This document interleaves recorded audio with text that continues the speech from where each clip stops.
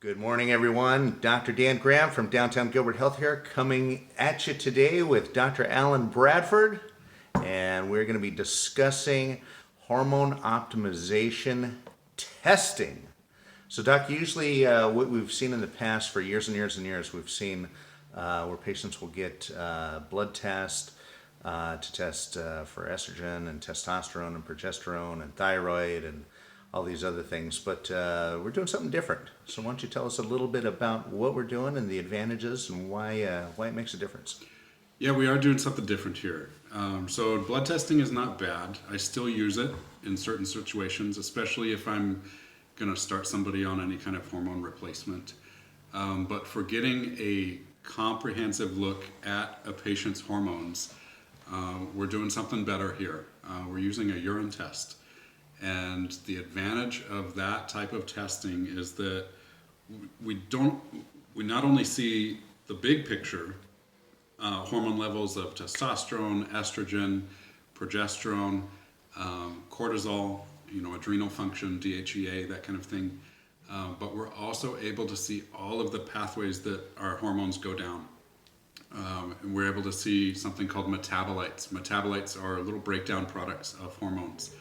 And so using a urine test as opposed to a blood test, we're able to get more information. And I always say when you have more information, when you have better information, you make better decisions. So just a more comprehensive look using a urine test. Doc, we were going over a patient today who was taking 1 cc of testosterone a week.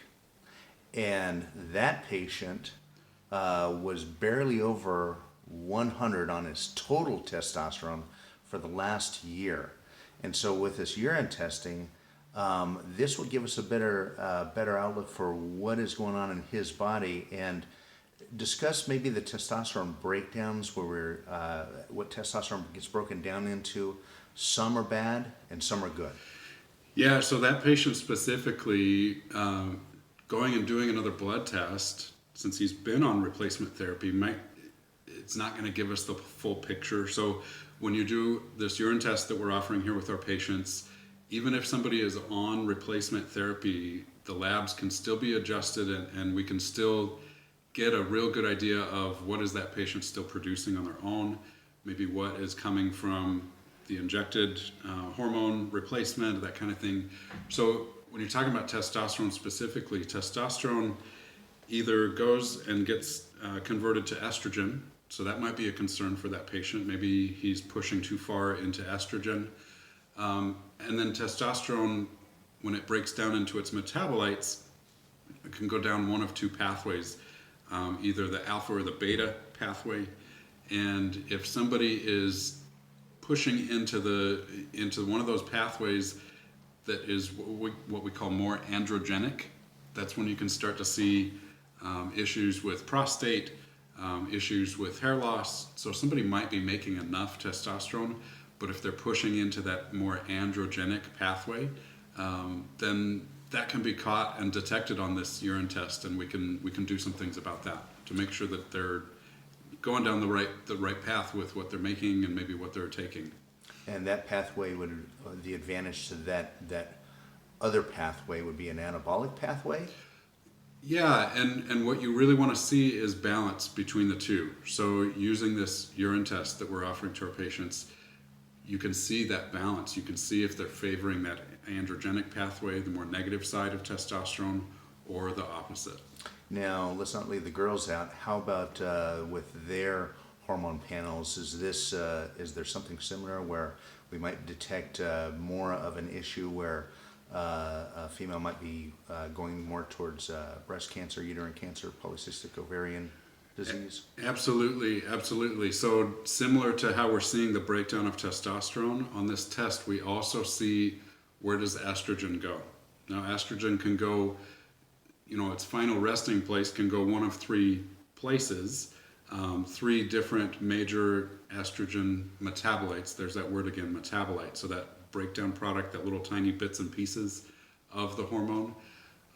One of those metabolites of estrogen is considered protective, and that's the pathway that we want the majority of our estrogen ending up as.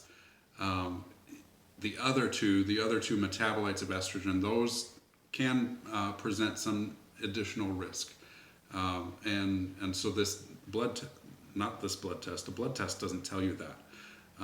A urine test will tell you which metabolites are being favored, even down to the percentages. So like 40% is going to 4-OH, 10% is going to 2-OH or 16-OH. So we see more information. Again, with better information, you make better decisions. So we can detect those risks of cancers and methylation and detox and all that kind of stuff through one simple test.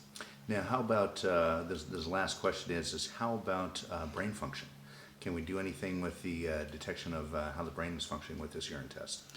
Absolutely. So in addition to the hormones, the sex hormones, we also are picking up through this urine test, we're picking up something called organic acids. So organic acids, when I sit down and explain it to a patient, these are more of what I would consider like a functional test. So I'll use the example of vitamin B12. B12 is considered your energy vitamin. You know, people go out and get B12 shots. B12 contributes to brain function, contributes to nervous system function. So by checking a organic acid, again, that is like a breakdown product of B12, if that organic acid is off, that's a pretty good indication that the vitamin that it's coming from, B12 in that example, is low or high. And so with this test, we're testing dopamine, we're testing epinephrine, norepinephrine, neurotransmitters, as well as glutathione function, various different B vitamins. So it really is a comprehensive test, all in one collection that you do at home. You don't have to come in and get a blood draw, anything like that. It's super simple, and we get so much information from it. How about one last one? How about energy? I heard you mention we were talking about cortisol and energy. Someone's feeling fatigue. What's the advantage there? So this test is not only looking at the sex hormones and those organic acids that I just mentioned, we're also taking a comprehensive look at adrenal gland function. Your adrenal glands produce cortisol, they produce DHEA. DHEA is the step right before you make testosterone.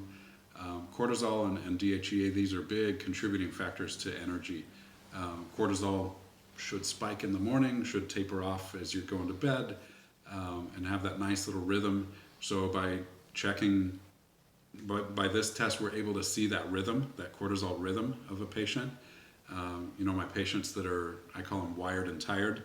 So you're exhausted at the end of the day, you want to go to bed, and you lay there, and that hamster and that wheel is still spinning, and you can't like shut it off. That could be coming from a cortisol imbalance. My patients that have to drag themselves out of bed in the morning, they don't have that get up and go, that could be coming from a cortisol imbalance. So we're able to see that cortisol rhythm throughout the day for a patient, all again from this same test, one collection, and so much information. All right, Doc, we want to thank you today and invite all of our patients to make an appointment with Dr. Bradford at Downtown Gilbert Healthcare. And it's been fascinating to see some of the different patients that we've seen come in and just their findings, just something that I was really flabbergasted with where patients are. So anyway, Doc, thank you very much. You bet.